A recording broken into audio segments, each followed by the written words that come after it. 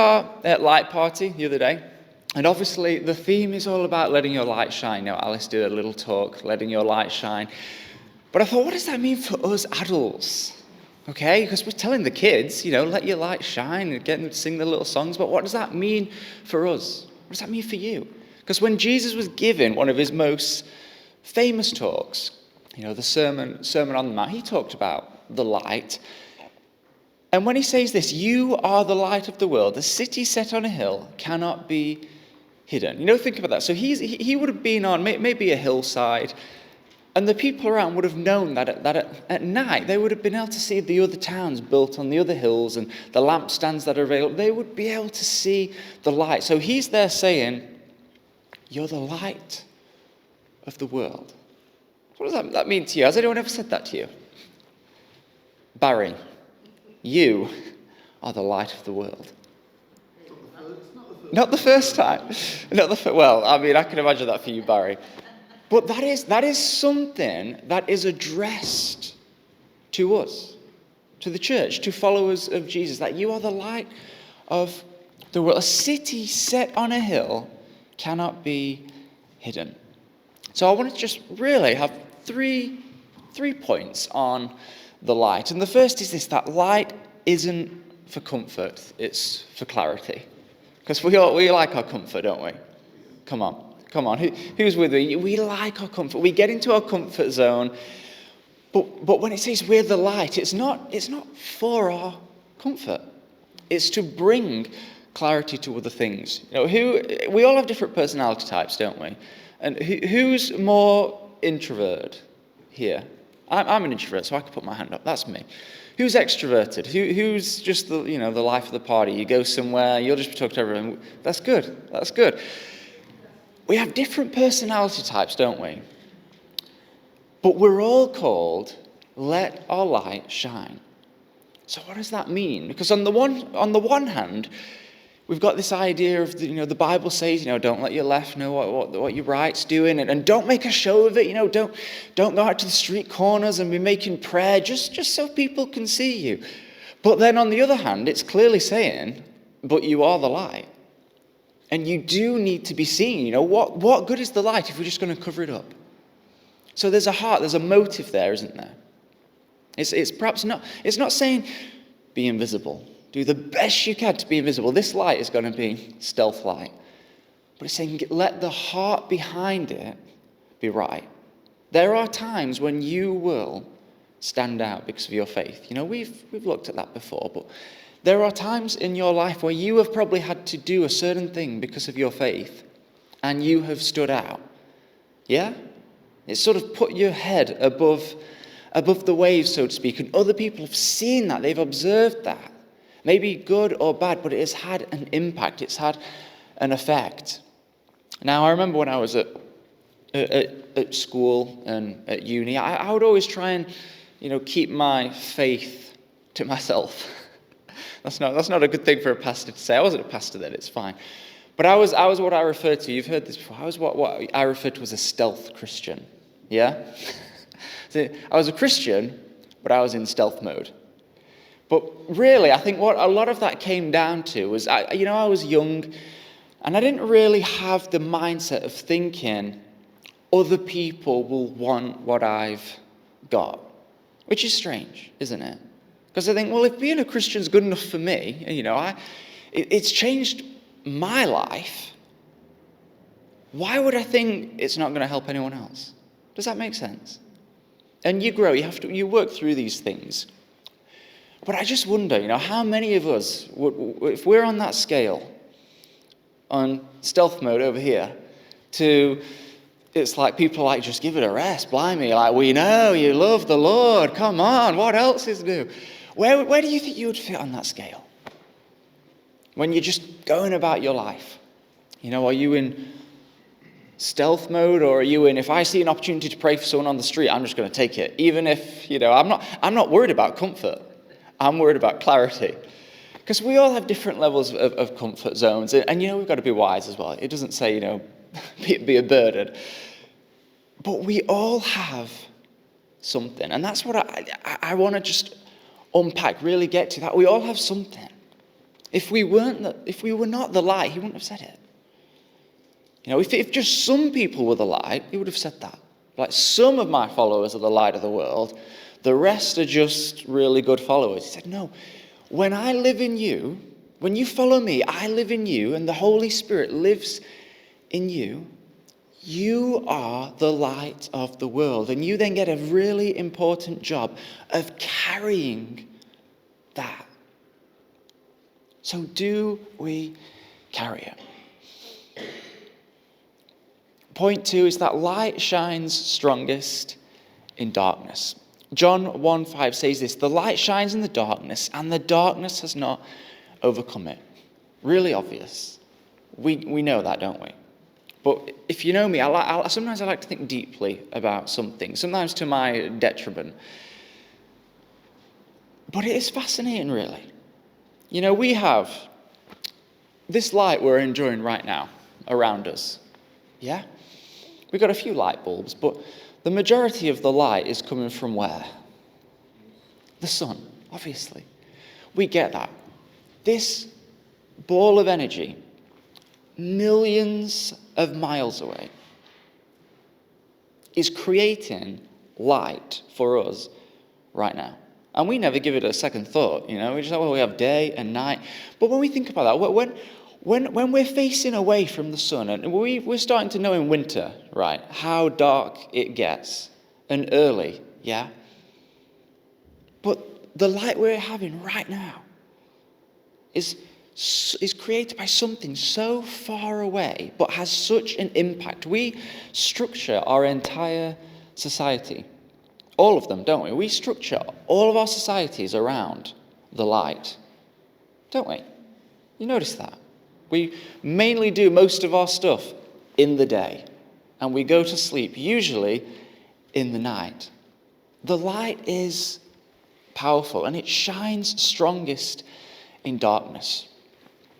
And the thing is really that picture when the room is completely dark, and you turn a torch on.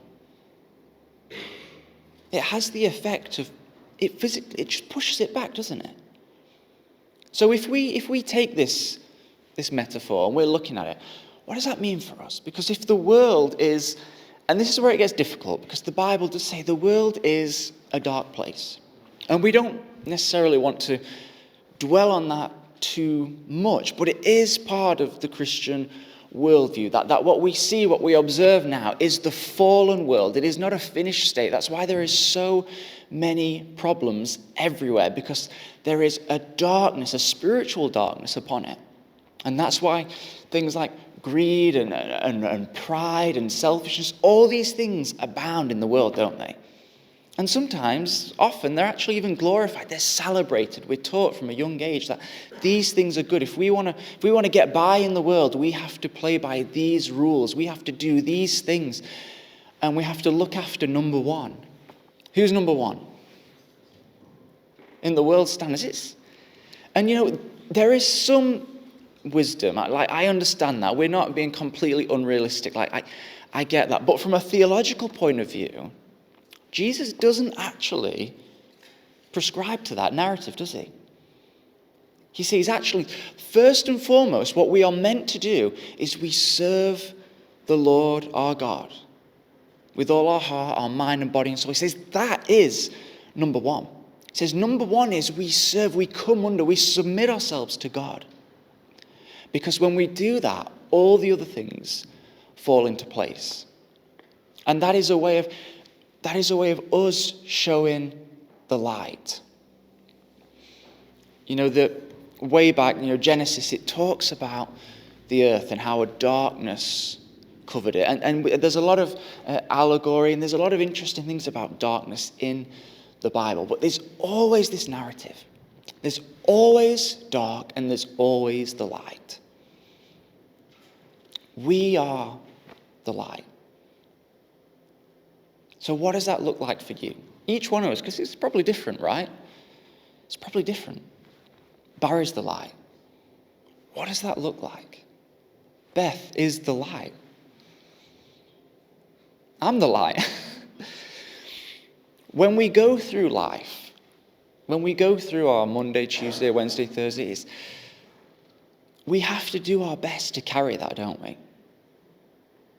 We have to do our best to carry it. We have to let that shine. We have to let it have an impact, an influence. We looked at last week how humans, we are so influenced by each other without even meaning to be. It's almost subconscious what takes place. If you put someone, they've done studies and I remember I've told you before about this video. I think it's just meant to be a prank, something like that. But they take someone and put them in a waiting room somewhere. Some of you will remember this. And most of them are actors, and there's one innocent person in there, bless them, and they are, I guess, unwittingly part of this prank or experiment. And a beep goes off, and all the actors, they stand up for the beep, and then they sit back down. So you put yourself in that position. As you can imagine, the lady who's just there trying to get on with life, she sees everyone stand up to this beep, and she's thinking, what's happening? So it happens a second time, a third time, and what do you think she does? She stands up. She doesn't know why. She doesn't know why. She's not asked anyone. She just starts standing up with the beep and sitting back down with everyone else. And then I watched it again recently, not too long ago, and I realized I'd forgotten one of the most important parts to it. And then what happens is the actors slowly start to leave the room and new people come in who aren't actors. Okay, so they get to the point where it's just this original woman, no actors, and some other normal people, non-actors coming in. The beep goes off. The lady stands up again. The other people who aren't actors, it keeps happening. What do you think happens? They then start to stand up again every time the beep goes. So now there's no one even creating that culture from the original group. It's just perpetuating itself. Why? She has no idea. She's just doing what she saw other people do, and it has become her norm in that context. And that is a really small, minor example, but it's to prove a point that often we base a lot of our behaviors and perspectives and agendas on what is our norm, and we've got that norm from other people, from the environments we've been in. That is why we put such an emphasis on church, people think, oh, pastor's just getting on it. He says he just wants people to come to church. Obviously, I do. But this is where we get some of that recharging. Because if you think when you head out into the world that you are not being influenced by the things of the world, by people, by whatever's taking place, you are. Does that make sense? We all are. I feel it myself. Yeah. You have to be intentional. What do I want to be influenced by? And that is what I give my time to. Because the people I give my time to impact me, influence me. And when I bring that into my theology, God says, we're the church, the ecclesia, call that ones. We come together because iron sharpens iron. It helps each other. It encourages each other. When we go it alone, it gets so much harder. And I've seen this before, that perspective just changes over time. When we've got no one to bounce things off of, talk to, or pray with each other, we just lose focus along the way. And it's no one's fault. I think it's just the way it is. Does that make sense? Light shines strongest in darkness. And point 3 is that the light shines through imperfect vessels. Corinthians 4:6-7 says this, "For God who said, let light shine out of darkness, made his light shine in our hearts. But we have this treasure in jars of clay." 2 Corinthians 4:6-7. Imperfect vessels. We've looked at this many times. Why did God pick the people he picked? Why did Jesus pick those disciples? They weren't the best. They weren't the greatest. But he knew through other people's weakness, his light would shine. That we are broken vessels. That through every crack we have, that lets his light shine. We all have different stories, and we've all been through things. And I wonder if we just take a little poll right now. It's like, who's ever been hurt by the church? Who's ever been hurt by Christians? Who's ever been hurt by people? We'd probably all be able to put it is almost impossible to go through life without feeling that hurt, without getting marked. But what the Bible says is, when we have that weakness, when we have those scars, to us, they don't look good, but to him, it is a crack that allows his light to shine through. Does that make sense? Because it's never about being pain-free, though that would be amazing, right? In the world to come, the age to come, where there'll be no more tears, no more sadness, but right now, it's not about being pain-free, but even when we're feeling hurt or wounded, we keep going. And God says, look, I'm with you. I've not left you. I never promised it would be easy, but I'm with you completely. That you are the light. And even when you're not feeling it, even when you're feeling perhaps at your most broken, he says, believe in me. Believe that even in that situation, that my light can still shine the brightest through you. And we see this in the church world, because when people go through life and they give their testimonies, maybe when they've been through a tough patch, a tough time, it doesn't make sense at the time for us, we can think, what's going on? But when you see the bigger picture, when you listen to the testimony, when you look at how God has been with people, not just on the mountain, but through the valley, we see that light shining. Does that make sense? I don't know what situation we're in. Some of us, maybe we're on the mountain, we're feeling good. Maybe we're in the valley. Maybe we're in between. But in every season, God says, I am with you. And if it doesn't make sense now, if you're in the middle of the wilderness, just keep going. That is the best thing you can do, to just keep going and pursue God. Song of Solomon, it paints this picture where it talks about the bride and the groom. And the bride, as we know, biblically is often talking about the church, that it calls us the bride of Christ. And the groom often will represent God. And it paints this picture that they are together, that they are inseparable, that they're having this honeymoon, this amazing time. But then it gets to the point, it says that the bride, she wakes up in the night and the groom isn't there. He's just nowhere to be seen. So there's a sense of urgency. So what does she do in that moment? What does she do? Does she think, well, I'm just going to sit on my bed and I'm just going to wait for the groom to come back? No, it says that she pursues, that she goes out, she looks for the groom. She looks for God. And it puts this responsibility on us. It says that if we're in a silent time, if we're in a wilderness, don't stop pursuing God. Does that make sense? It says, let that be a sense of urgency.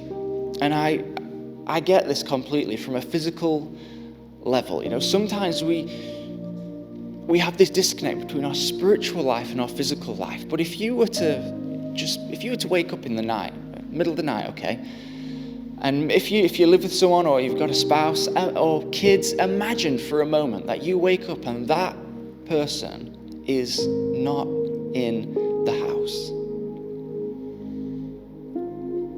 You wake up in the middle of the night, kids are not there, or spouse is not there, for a partner or friend is not there. How are you going to feel in that moment? I'd be pretty worried. I'd be thinking, what is going on? I'd be checking my phone. I'd be thinking, I'd be checking the room. I'd be shouting, there's no one here. Where?